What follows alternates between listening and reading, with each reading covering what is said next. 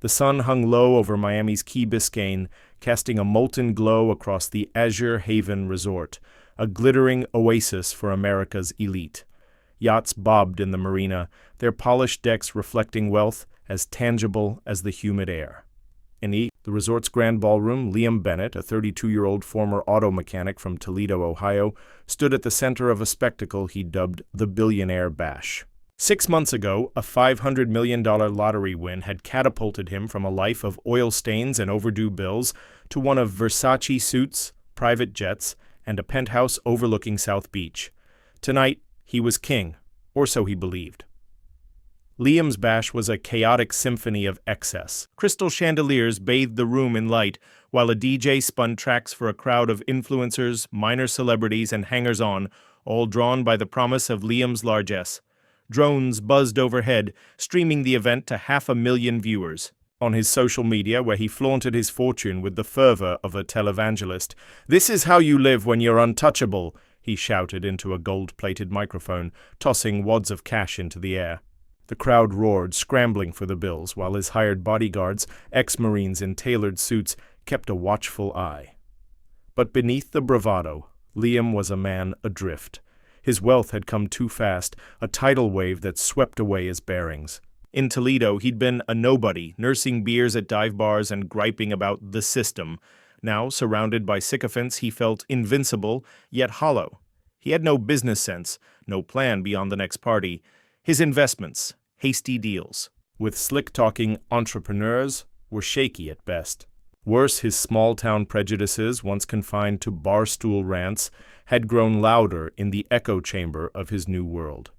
He mocked the resort staff, mostly black and Latino, with slurs whispered to his entourage, convinced his money placed him above them all. On the beach, a mile from the ballroom's clamor, 19-year-old Amara Wilson sat alone, her silhouette framed against the twilight. Her worn sneakers rested beside her, toes buried in the cool sand. A tattered notebook lay open in her lap, its pages filled with sketches of the ocean and handwritten reflections on justice and identity. Amara had grown up in rural Alabama, in a clapboard house where her mother, a diner waitress, scraped by on tips. Her thrift store jeans and faded tee marked her as an outsider in this enclave of wealth, her braided hair tied back with a scrap of ribbon. To passers-by, she was invisible, a poor girl out of place. But Amara was no ordinary teenager. She was the youngest daughter of Morris Wilson, a reclusive billionaire whose financial empire dwarfed the fortunes of most Fortune 500 CEOs. Morris, a black man who'd risen from Harlem's projects to global dominance, had built Wilson Global. Enterprises into a juggernaut, controlling banks, tech firms, and real estate across 5 continents. He'd raised his children, Amara and her 2 older siblings, Aisha and Marcus, to value humility over flash, shielding them from the public. Amara cherished her anonymity, using it to observe the world with a poet's sensitivity. Her notebook was her sanctuary, a place to dream of a world where worth wasn't measured by wealth or skin. As the sky darkened, Amara sketched the horizon, her pencil tracing the wave's gentle curve. The distant thump of Liam's party reached. Her, a faint annoyance, she ignored. She had no interest in the resort's glitz, having come to Key Biscayne on a whim, craving the ocean's quiet. Her father had offered to book her a suite, but she'd chosen a modest motel nearby, preferring simplicity. "I need to feel the world, not hide from it," she'd told Aisha, who'd laughed and called her a wandering philosopher, back. At the bash, Liam grew restless. The crowd's adoration was intoxicating but fleeting, and the champagne left him reckless. "Let's take this show outside," he slurred to his live stream, winking at the camera. "Time to find some real Miami flavor." His entourage, models, crypto bros, and a few shady advisors, cheered, sensing fresh spectacle. Liam led the procession to the beach, drones trailing like mechanical vultures, his viewers spiking to 600,000. Amara's solitude shattered as Liam's entourage spilled onto the beach, their laughter a jagged intrusion. She glanced up, her pencil pausing, then returned to her sketch, hoping they'd pass. But Liam, scanning the shore for content, zeroed in on her solitary figure. "Yo, check this out," he said to the camera, zooming in. "We got a Loner over here, looking all sad. Bet she's never seen a party like mine. The chat exploded with laughing emojis and crude remarks, egging him on.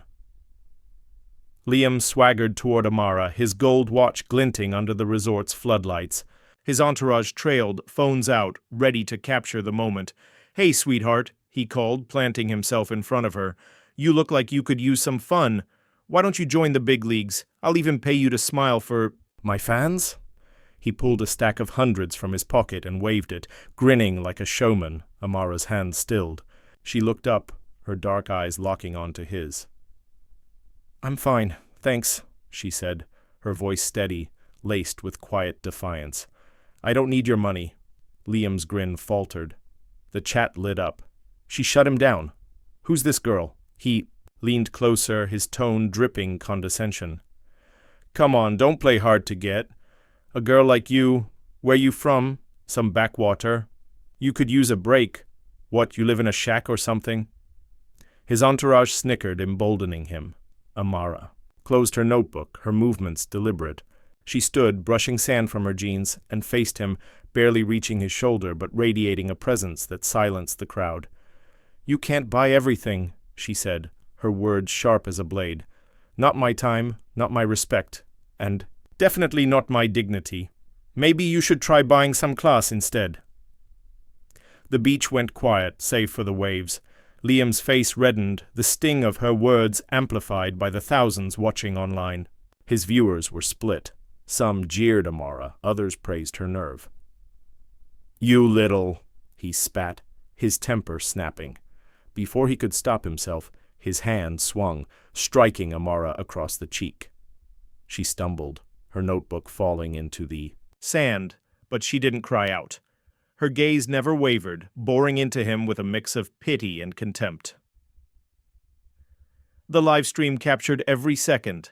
Liam's rage, Amara's resilience, and his next words, a venomous tirade laced with racial slurs and classist insults. "Know your place!" he shouted, pointing at her. "You're nothing, you hear me? Nothing!" The crowd gasped, some stepping back, others filming eagerly. Amara touched her cheek, her expression unreadable. Without a word, she picked up her notebook, turned, and walked into the darkness, her silhouette fading against the ocean. Liam spun back to the camera, forcing a laugh. "Guess she couldn't handle the heat," he said, but his voice cracked. The chat was chaos. Some cheered his dominance, others called him a monster. His lead bodyguard, a stoic man named Dante, grabbed his arm. "Shut it down, Liam. Now." Reluctantly, Liam ended the stream, his heart pounding. As the crowd dispersed, he felt the first prick of unease, a sense that he'd crossed a line he couldn't uncross. By sunrise, the internet was a battlefield. The clip of Liam's outburst spread like a virus, shared by activists, bloggers, and news outlets. Hashtags like Shag Justice for Amara and Shagyad Liam Bennett Izova trended globally, amassing millions of mentions. Commentators dissected the video, calling it a stark display of privilege and prejudice. Protesters gathered outside the Azure Haven, chanting for accountability, their signs bearing Amara's sketched portrait, lifted from a photo someone had snapped on the beach. Then came the revelation that turned the story into a global firestorm. At 9 a.m., Wilson Global Enterprises issued a statement, its brevity belying its weight. "Our daughter, Amara Wilson, was viciously assaulted by Liam Bennett in an act of racial and class-based hatred. This was not merely an attack on her person, but an affront to human dignity. We will pursue justice through every legal avenue, domestically and internationally, to ensure accountability." The world reeled. Amara, the unassuming girl in thrift store clothes, was the heiress to a $200 billion empire. Maurice Wilson, a titan whose name inspired awe and fear, was known for his strategic brilliance and unrelenting resolve. His company's influence reached the White House, Wall Street, and beyond, its investments shaping global markets. The idea that Liam, a lottery-fueled nobody, had struck Maurice's daughter was unthinkable. The fallout was swift and merciless. Liam's investments, shoddy real estate ventures and crypto scams, collapsed as partners fled. His bank accounts were frozen, flagged for suspicious activity tied to his outburst. Social media platforms banned him, citing hate speech, and his penthouse became a prison, swarmed by reporters and paparazzi. His entourage vanished, their loyalty as flimsy as the cash he'd thrown. Even his bodyguards, led by Dante, resigned, leaving him a curt note. "You're on your own," Liam, holed up in his penthouse, watched the news in a daze. CNN ran a segment titled, "The Fall of a Fake Tycoon," while X-Posts called him everything from a racist to a fool. Desperate, he hired a crisis PR firm and a legal team led by Sylvia Crane, a shark in a pantsuit who'd defended disgraced CEOs. "This is a nightmare, but we can spin it," Sylvia said, her voice cold. "Play the victim. Say you were drunk, provoked, whatever. Just don't talk about race." Liam nodded, but his gut told him no spin could save him. Amara, meanwhile, had retreated to her motel, her cheek bruised but her spirit intact. Aisha, her sister, flew in from New York, furious and protective. "Dad's ready to bury this guy," Aisha said, pacing. "But what do you want, Mara?" Amara, staring at her notebook, took a deep breath. "I want people to see what hate looks like," she said. "Not just to him, but to everyone it touches. Let's make this bigger than us." Morris, in his Manhattan office, mobilized his empire. His legal team filed a barrage of lawsuits: assault, defamation, intentional infliction of emotional distress, with damages sought in the hundreds of millions. The FBI opened a hate crime investigation, citing Liam's slurs. Maurice also leaned on his media contacts, ensuring the story dominated every cycle. "This isn't just about Amara," he told his advisors. "It's about every black girl who's been dismissed, every person told they're nothing." The weeks that followed were a media circus. Liam's apology video, a tearful plea scripted by Sylvia, backfired spectacularly. "I'm not a racist," he sobbed, claiming. He'd been overwhelmed by the moment. Viewers mocked his crocodile tears, and memes of his outburst flooded X.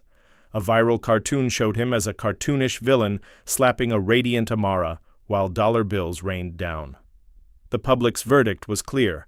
Liam was guilty, and no amount of spin could redeem him. Amara, urged by Aisha, agreed to a single interview with the New York Times. Conducted at a quiet Alabama diner, it revealed her depth and resolve. "I'm not here to be a victim," she said, her voice steady. "I'm here to show that no one, no matter their wealth or status, can take your worth." She spoke of her mother's struggles, her love for poetry, and her dream of a world where dignity was universal. The article, titled "The Heiress Who Refused to Bow," humanized her, turning her into a symbol of resilience. Liam's legal troubles mounted. Sylvia's team struggled against Maurice's attorneys, who presented a mountain of evidence. The Jihad livestream witness statements and Liam's old X-posts unearthed by internet sleuths filled with bigoted rants. Sylvia pushed for a plea deal, but the prosecution, backed by Maurice's influence, refused. "This goes to trial," the lead prosecutor said. "The world's watching." Liam's mental state deteriorated. Alone in his penthouse, he drank heavily, haunted by Amara's words, "You can't buy my dignity." He saw her face on every screen, her calm defiance a mirror to his cowardice. His mother, a retired nurse still in Toledo, called daily, urging him to make it right. But Liam didn't know how. He was a man who'd bought a throne, only to find it was made of sand. Liam Bennett's penthouse, once a shrine to his lottery-fueled ego, now felt like a gilded cage. The floor-to-ceiling windows offered a panoramic view of Miami's skyline, but Liam saw only the chaos below: protesters with megaphones, news vans clogging the street, and drones hovering like vultures. His phone buzzed incessantly, a barrage of hate messages and death threats flooding his inbox. The world had turned on him, and he had no one to blame but himself. It was 2 weeks since the incident on the beach, and Liam's life was unraveling faster than he could process. His bank accounts, frozen by court order, left him scrambling to pay his legal team. Sylvia Crane, his high-powered attorney, had warned him that Morris Wilson's influence was a tidal wave. "This isn't just a lawsuit," she'd said, pacing his living room. "It's a crusade. Wilson's playing for blood, and you're the sacrificial lamb?" Liam, nursing a glass of bourbon, barely listened. His mind replayed Amara's face, her unyielding stare after he'd struck her. "You can't buy my dignity." The words haunted him, a refrain he couldn't escape. Sylvia's strategy was ruthless. Delay the trial, smear Amara's motives, and paint Liam as a flawed but redeemable everyman. "We lean into the new money angle," she said, scribbling notes. "You're a guy who got in over his head, made a mistake under pressure. The public loves a comeback story." Liam nodded, but the plan felt hollow. He wasn't a victim, and he knew it. The live stream, now viewed 20 million times, showed a man consumed by arrogance and prejudice, not a hapless fool. His mother Ellen called from Toledo, her voice strained with worry. "Liam, you need to face this head-on," she urged. "Apologize, mean it, and start fixing what you broke." Ellen, a retired nurse who'd raised Liam alone after his father left, was the only person he couldn't dismiss. But shame kept him silent. How could he face Amara or the world when he could barely face himself? Meanwhile, Liam's former entourage had scattered, their loyalty as fleeting as his cash. Only one person lingered, Jared, a slick crypto bro who'd brokered Liam's shadiest deals. Jared, sensing opportunity, pitched a memoir. "We sell your side," he said, lounging on Liam's couch. "Call it From Rags to Riches to Redemption. I know a ghostwriter, and we can shop it to Netflix." Liam, desperate for allies, agreed, but Jared's greed was a warning. Even now, people saw him as a cash machine, not a person. In a modest motel room on the outskirts of Key Biscayne, Amara Wilson sat cross-legged on the bed, her notebook open.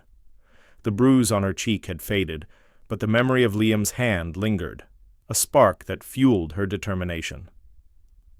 Aisha, her older sister, sat nearby, scrolling through legal documents on her laptop.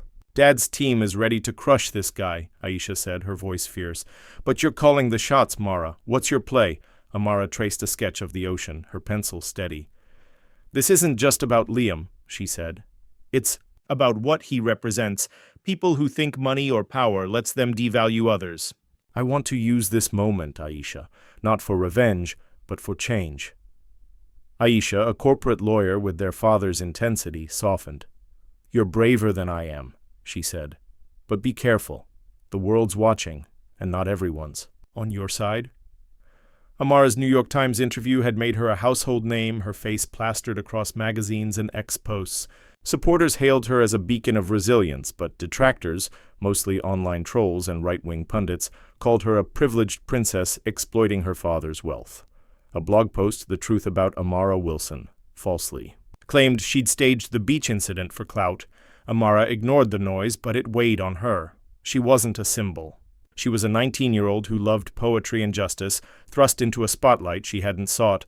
Maurice Wilson, in his Manhattan office, was a man on a mission. His legal team, led by veteran litigator Carla Reyes, built an airtight case combining the livestream evidence with Liam's digital footprint, years of bigoted comments on obscure forums, unearthed by hackers aligned with Amara's cause. Maurice also mobilized his media allies, ensuring the story stayed front-page news. "This is bigger than my daughter," he told Carla, his voice low. "It's about showing the world that no one, not a billionaire, not a lottery winner, can buy impunity." But Maurice worried for Amara. He'd shielded his children from his empire's glare, wanting them to forge their own paths. Amara's anonymity had been her armor, and now it was gone. Over a secure video call, he urged her to come to New York, where he could protect her. "I'm okay, Dad," she said, her smile soft but firm. "This is my fight, too." Maurice relented, but he tripled her security, a discreet team led by a former Secret Service agent named Lena. 3 months after the incident, Liam's trial loomed, set for a federal courthouse in Miami. The case had ballooned into a cultural flashpoint. Debated on talk shows and X-threads, protesters camped outside the courthouse, their signs reading "Dignity over dollars" and "End hate now." Counter-protesters, a smaller but vocal group, waved banners claiming Liam was canceled for free speech. The divide reflected America's fault lines, race, class, privilege, laid bare by one man's reckless act. Liam's legal team struggled. Sylvia's attempts to delay the trial were rebuffed, and her smear campaign against Amara backfired when a leaked memo revealed her plan to question the girl's motives. The public outcry forced Sylvia to pivot, focusing on Liam's mental state at the time of the incident. He was intoxicated, overwhelmed, she told reporters. This wasn't premeditated hate. But the live stream told a different story, and jurors, already selected, were unlikely to buy it. Liam, confined to his penthouse under house arrest, sank deeper into despair. Jared's memoir deal had collapsed when publishers balked at the backlash. His investments were gone, his assets seized to cover legal fees. He spent hours staring at the ocean, replaying his life. In Toledo, he'd been a loner, bitter, at the world for his father's absence and his mother's struggles. The lottery had seemed like salvation, but it only amplified his flaws. He wrote a letter to Amara, a clumsy apology he never sent, afraid it would seem performative. Amara, back in Alabama for a brief respite, prepared for the trial with Lena's team. She'd agreed to testify, despite Aisha's concerns about the emotional toll. "I need to face him," Amara said, packing her notebook. "Not for him, but for me." She spent evenings with her mother, Tanya, who'd left the diner to care for her health. Tanya, a quiet woman with Amara's eyes, hugged her tightly. "You're stronger than I ever was," she said. "But don't let this fight steal your joy." The Dignity Project, Amara's nascent initiative, began to take shape. With Aisha's help, she launched a website, sharing her sketches and essays on identity. Donations poured in, funding community centers in underserved towns. Amara envisioned a network of safe spaces where people could reclaim their worth. "This is my answer to hate," she told a small group of supporters in Mobile. "Not destruction, but creation." The trial opened on a sweltering June morning, the courthouse a fortress of security. Reporters packed the press gallery, live streaming, to millions. Amara, dressed in a simple blazer and jeans, sat with her family, her notebook clutched like a talisman. Liam, in a cheap suit, looked diminished, his bravado gone. He avoided Amara's gaze, staring at the table as Sylvia whispered, "Strategies." The prosecution, led by Carla Reyes, was relentless. Carla, a Latina who'd fought her way up from Miami's toughest neighborhoods, framed the case as a moral reckoning. "This is not just about one slap," she told the jury in her opening statement. "It's about a man who believed his wealth, gave him the right to degrade another human being, to dehumanize her because of her race and perceived status. Liam Bennett's actions reflect a sickness in our society, one we must confront." Carla presented the live stream, its raw clarity silencing the room. Jurors winced as Liam's slurs echoed, his rage palpable. Witnesses, resort staff, beachgoers, corroborated. The story describing Liam's arrogance and Amara's composure. A psychologist testified about the trauma of racial violence, linking it to Amara's bruise and her subsequent nightmares, which Aisha had reluctantly shared with Carla. Sylvia's defense was shaky. She called character witnesses, Liam's old boss, a Toledo neighbor, who painted him as a good guy before the lottery. But their testimonies crumbled under cross-examination, revealing Liam's history of bar fights and crude remarks. Sylvia's attempt to blame Amara's provocation fell flat when Carla replayed her words. "You can't buy my respect." "Does that sound like provocation?" Carla asked the jury. "Or principle?" Amara's testimony was the trial's turning point. She took the stand, her voice steady but soft, forcing the room to lean in. "I was sketching on the beach, minding my own business," she said. "Mr. Bennett didn't just hit me. He tried. To erase me, to make me feel small because of my skin, my clothes, my existence. But I'm not small. No one is." She described the pain, not just physical, but existential, of being reduced to a stereotype. "I'm here because no one should feel that way. Not me, not anyone." Liam, listening, felt his chest tighten. For the first time, he saw Amara not as an enemy, but as a person he'd wounded. Tears welled, but he blinked them away, afraid of seeming weak. The jury, diverse in race and class, watched Amara with quiet respect. Her words lingered, a challenge to their conscience. As the trial neared its climax, Liam's world shrank to the courthouse and his empty penthouse. Sylvia warned him a conviction was likely, with prison time and massive fines. "You'll lose everything," she said. "Start preparing." Liam, numb, nodded. He thought of his mother, of Amara, of the man he'd become. Late at night, he pulled out the unsent letter to Amara, adding a new line. "I'm trying to change, but I know it's not enough." He sealed it, unsure if he'd ever send it. Amara, staying in a safe house with Lena's team, felt the trial's weight. She met with activists planning the Dignity Project's next steps, a scholarship fund, a documentary, but she also craved normalcy, sneaking out to a local bookstore to buy poetry. There, a young fan, a black girl named Keisha, recognized her. "You make me feel seen," Keisha said, hugging her. Amara, moved, realized her fight was worth it. The jury deliberated for 5 days, a tense weight that gripped the nation. On the final day, Liam and Amara sat in the courtroom, worlds apart yet bound by fate. The foreman stood, verdict in hand, and the room held its breath. The Miami courthouse was a pressure cooker, its marble halls thick with anticipation. On the 5th day of deliberation, July 12, 2025, the jury returned, their faces unreadable. Liam Bennett sat at the defense table, his cheap suit wrinkled, his hands clenched to hide their tremble.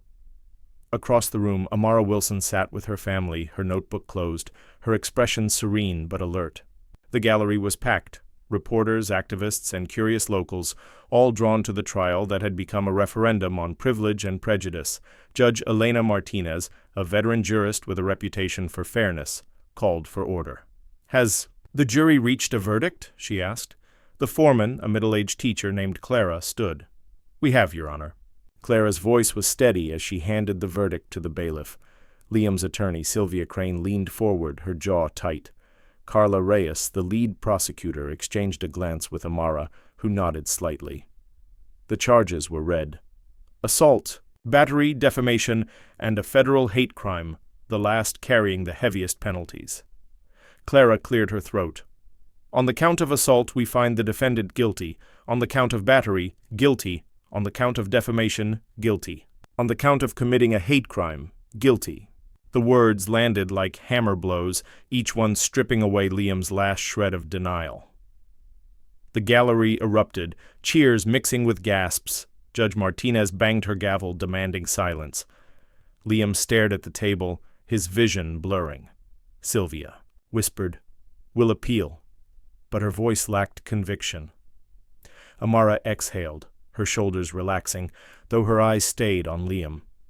She felt no triumph, only a quiet resolve. This wasn't the end, but a beginning. Judge Martinez delivered, her remarks, her tone grave. "Mr. Bennett, your actions were not a mere lapse in judgment, but a deliberate attack on Ms. Wilson's dignity, motivated by racial and class-based animus. Your wealth did not entitle you to harm another, and your prejudice does not excuse it. This court stands for justice, and justice demands accountability." She sentenced Liam to 7 years in federal prison, 5 for the hate crime, 2 for assault and battery, plus $75 million in damages to Amara, a sum that would bankrupt him. Probation would follow with strict conditions, including mandatory counseling and community service. Liam was led away in handcuffs, his head bowed. Reporters surged forward, shouting questions, but he said nothing. In the holding cell, reality sank in. His fortune was gone, his freedom stripped, his name a synonym for infamy. He thought of his mother, Ellen, who'd watched the verdict on TV in Toledo weeping. He'd failed her just as he'd failed himself. Outside, Amara faced a sea of cameras, Aisha and Maurice flanking her. "This isn't about me," she said, her voice clear. "It's about every person who's been told they're less than because of who they are. Today, we said no more." Her words, broadcast live, sparked rallies across the country, from Los Angeles to Chicago. The hashtag #NoMoreHate trended, Amara's face a symbol of defiance and hope. Liam's transfer to a federal prison in Florida marked the end of his gilded dream. His penthouse was seized, its contents auctioned to pay legal fees. His yacht, once a floating palace, sold for pennies on the dollar. Jared, his last friend, vanished, leaving behind a trail of bounced checks from their failed memoir. Deal. Liam's accounts, drained by Sylvia's firm and Morris's lawsuits, held nothing but debt. The man who'd thrown cash like confetti was now inmate 47291, assigned to a 6x8 cell with a flickering light. Prison was a brutal awakening. Liam, soft from years of excess, struggled in the rigid hierarchy. His notoriety made him a target. Guards ignored his pleas, and inmates mocked him as the lottery loser.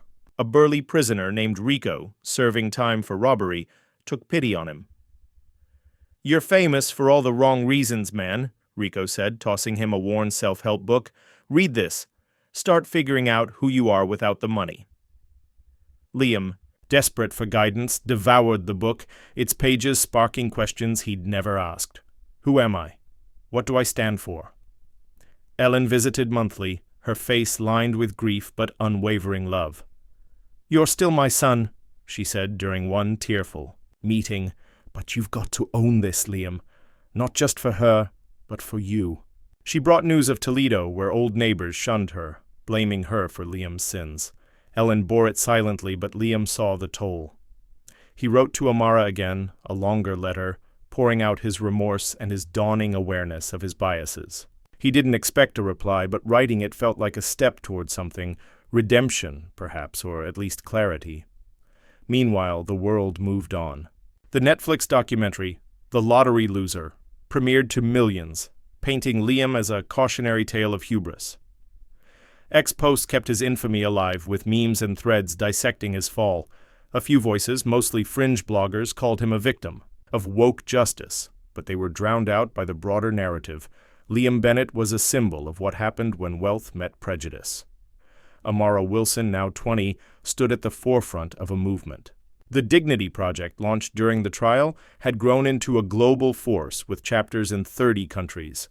Its community centers, starting with a flagship in Mobile, Alabama, offered job training, therapy, and art programs, spaces where people could reclaim their worth. Amara's essays, shared online, went viral, their blend of poetry and activism resonating with millions. Her TED Talk, filmed in Atlanta, was viewed 75 million times. Its core message, "Dignity is not a privilege, it's a right," etched into protest signs and classroom walls. But fame came with a cost. Amara faced relentless scrutiny, from tabloid gossip about her secret wealth to death threats from extremists. Victor Hayes, a cable news pundit with a vendetta, made her his obsession, hosting segments like Amara Wilson, Hero or Hypocrite. He claimed her activism was a front for her father's agenda, twisting her thrift store aesthetic into a calculated ploy. "She's no saint," Hayes sneered. "She's a billionaire's pawn, playing the race card for clout." The attacks hurt, but Amara refused to engage, focusing on her work. Maurice, ever protective, bolstered her security. Lena, her lead bodyguard, became a confidant, sharing stories of her own struggles as a black woman in law enforcement. "You're changing the game," Lena told her one night as they drove through Miami's neon-lit streets. "But don't let it change you." Amara nodded, clinging to her roots.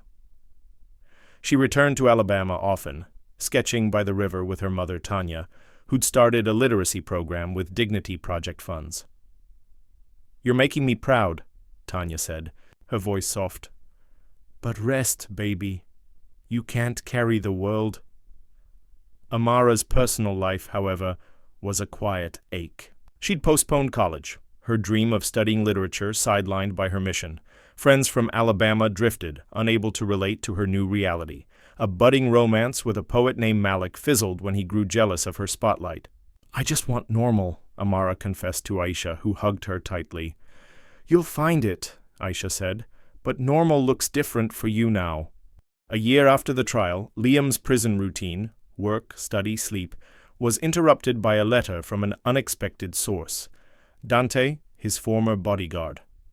Dante, now running a security firm, wrote bluntly, "You screwed up, but you're not. Done. I saw something in you, even when you were acting the fool. Use this time. Be better." Enclosed was a photo of the beach where it all happened, a stark reminder of Liam's lowest moment. He pinned it to his cell wall, a daily challenge. To face his past, Liam joined a prison reform program led by a chaplain named Father Ruiz, who pushed inmates to confront their choices. In group sessions, Liam spoke haltingly about the beach, the slap, the slurs. "I thought I was untouchable," he admitted, his voice raw, "but I was just blind." The other inmates, skeptical at first, began to listen. Rico, his cellmate, nodded. "Takes guts to say that, man. Keep going." Outside, the Dignity Project's mobile center hosted its first anniversary, a celebration Amara attended virtually, her face beaming on a giant screen. She announced a new initiative, a fund, for survivors of hate crimes offering legal aid and therapy. The crowd, locals, activists, and a few politicians, cheered, but Amara's thoughts drifted to Liam. She'd received his second letter, forwarded by Carla Reyes, and read it in private. It was raw, unpolished, but sincere, detailing his shame, and his efforts to change. She didn't reply, she wasn't ready, but she kept it, tucked in her notebook. Victor Hayes, sensing a ratings dip, revived his attacks, airing a special, The Forgotten Victim, Liam Bennett. He claimed Liam was reformed, a man crushed by Wilson's vendetta. The segment backfired, with viewers flooding X to defend Amara. A young journalist, Priya Sharma, wrote a viral op-ed, Why Liam Bennett Isn't the Victim, praising Amara's work and exposing Hayes's distortions. Amara, grateful, sent Priya a handwritten note, a rare gesture that cemented their alliance. 2 years post-trial, Liam, now 34, earned early release for good behavior, his sentence reduced to 5 years with probation. He returned to Toledo, moving into a rundown apartment near his mother's house. The world had changed. Self-driving cars lined the streets, and X had new features, but Liam's infamy lingered. Neighbors whispered, and job applications were rejected, unread. Ellen, frail but fierce, pushed him to volunteer at a local shelter. "You've got to give, Liam," she said. "That's how you heal." Liam began working at the shelter, serving meals and tutoring kids. One boy, Jamal, a 15-year-old with a quick temper, reminded him of himself. Liam shared his story, not hiding the ugly parts, and Jamal listened, his defiance softening. "You really messed up," Jamal said, but he kept coming back, asking for advice. Liam felt a spark of purpose, fragile but real. Amara, now 21, was a global figure, her Dignity Project a UN partner. She published a poetry collection, Seen, its verses blending her Alabama roots with her activism. At a New York launch, she spoke of forgiveness, not as absolution, but as freedom. "Hate traps us," she said. "Letting go isn't for them, it's for us." The crowd, including Priya and Lena, stood in ovation. One evening, Amara visited Mobile's center in person, unannounced. Liam, by chance, was there, delivering donated books from Toledo's shelter. Their eyes met across the crowded room. Moment charged with history. Liam froze, but Amara approached, her smile cautious. "You're here," she said simply. Liam nodded, his throat tight. "I'm trying," he said. "I owe you more than words, but I'm sorry." He handed her a folded letter, his third, written over months. Amara took it, her gaze steady. "I'll read it," she said. "But this," she gestured to the center, "this is what matters. Keep going."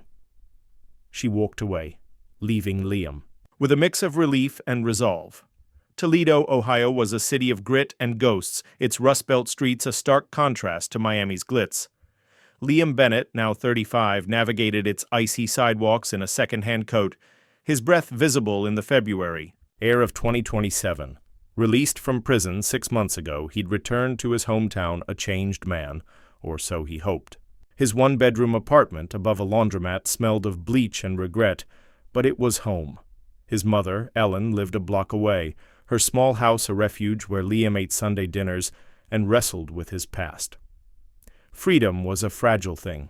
Liam's probation required weekly check-ins, counseling, and 200 hours of community service, which he served at the Second Chance Shelter, a nonprofit aiding the homeless and at-risk youth. The work, serving meals, teaching basic math to kids like Jamal, was grueling but grounding. Jamal, now 16, had become Liam's shadow, a wiry teen with dreams of becoming a writer. "You're not as dumb as you look," Jamal teased, scribbling, in a notebook Liam had bought him. Liam smiled, seeing his own hunger for purpose reflected in the boy's eyes, but Toledo wasn't forgiving. Old neighbors crossed the street to avoid him, and job applications vanished into the void of his criminal record. The Lottery Loser documentary, still streaming on Netflix, kept his infamy alive, with ex-users posting clips of his beach outburst alongside mocking emojis. A local barista, recognizing him, whispered "racist" loud enough for customers to hear. Liam bore it silently, knowing he'd earned the scorn. His prison mentor, Rico, had warned him, "The world don't forget, man. You gotta live louder." Then your mistakes. Liam's counseling sessions, led by a no-nonsense therapist named Dr. Maya Carter, forced him to confront his biases. "You didn't just slap Amara," Maya said, her gaze piercing. "You carried a lifetime of assumptions about race, class, power. Where'd those come from?" Liam traced them back to Toledo's dive bars, where his father's abandonment and his mother's struggles fueled a resentment he'd aimed at outsiders. The lottery had only amplified it, turning quiet prejudice into public venom. "I'm not that guy anymore," he told Maya, but the words felt aspirational, not certain. His third letter to Amara, handed to her at the mobile center, went unanswered, as expected. Liam didn't seek forgiveness, only acknowledgement that he was trying. He volunteered extra hours at the shelter, started a reading group for teens, and enrolled in a community college course on social justice, funded by Ellen's savings. "You're building something," Ellen said, her voice frail but proud. "Keep going, baby." Amara Wilson, at 22, was no longer just a name. She was a movement. The Dignity Project, now a global nonprofit, operated 50 community centers, from Detroit to Dakar, offering education, counseling, and advocacy for marginalized groups. Her poetry collection, Scene, was a bestseller, taught in universities alongside Toni Morrison and Maya Angelou. Her UN speech in 2026, calling for a global dignity charter, had spurred 20 nations to draft anti-discrimination laws. Amara's face, framed by her signature braids, adorned billboards and magazine covers, her thrift store aesthetic now a cultural icon, but the spotlight was a double-edged sword. Amara's life was a whirlwind of keynotes, fundraisers, and strategy sessions, leaving little room for the quiet she craved. She'd moved to a modest Brooklyn apartment shared with Lena, her bodyguard-turned-friend, but paparazzi camped outside, snapping photos of her buying coffee. Ex-trolls, led by Victor Hayes' loyalists, churned out conspiracies, claiming she was a puppet for global elites. A hacked email revealing Maurice's donations to her centers fueled headlines like, "Billionaire Bankroll's Daughter's Crusade." Amara, unfazed, posted a response on X, "My father's support doesn't diminish my work. It amplifies it. Keep watching." Her personal struggles were less public. Malik, the poet she'd briefly dated, resurfaced, apologizing for his jealousy, and pitching a joint project. Amara, wary, declined, her trust eroded by fame's betrayals. Aisha, now her chief of staff, urged her to slow down. "You're burning out, Mara," Aisha said, handing her a cup of tea. "You're 22, not 40. Amara sighed, admitting she hadn't sketched in months. Her notebook, once a daily ritual, sat untouched, a casualty of her mission. The worst blow came from Alabama. Tanya, Amara's mother, was diagnosed with early-stage lung cancer, a legacy of years working in smoky diners. Tanya, ever stoic, downplayed it, but Amara flew home, spending weeks by her side. "I'm fine, baby," Tanya said, squeezing her hand. "You keep fighting for those kids." Amara, guilt-ridden, funneled Dignity Project funds into rural healthcare, vowing to honor her mother's resilience. The experience grounded her, reminding her why she'd started. Victor Hayes, sensing weakness, escalated his attacks. His new show, Hayes Unfiltered, aired a special, The Fall of Amara Wilson, accusing her of profiting from race baiting.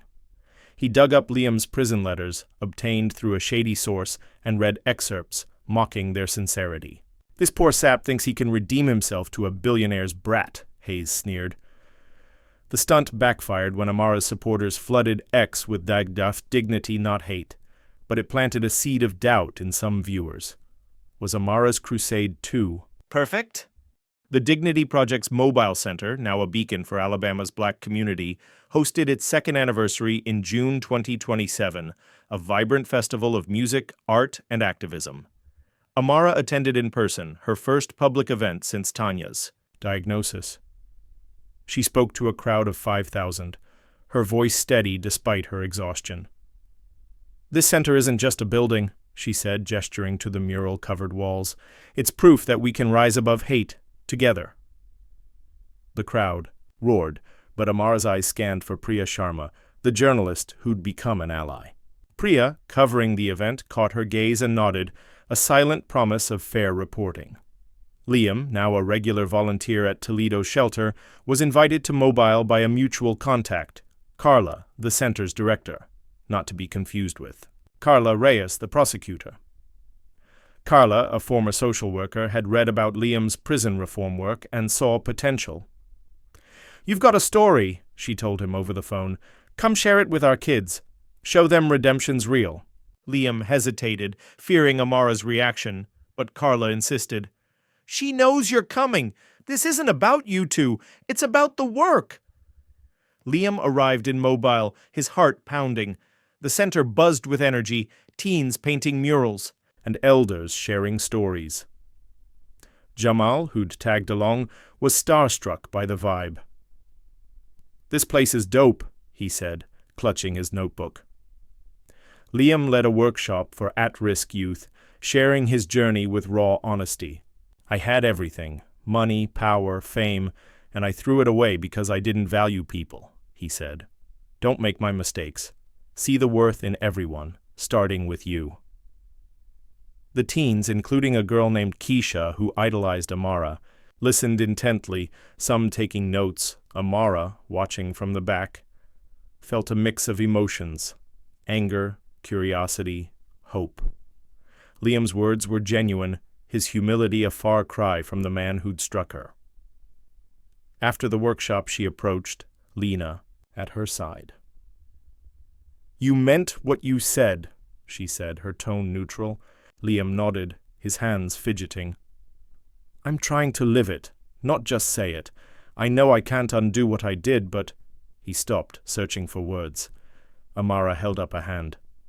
"You don't need to convince me. Just keep doing this."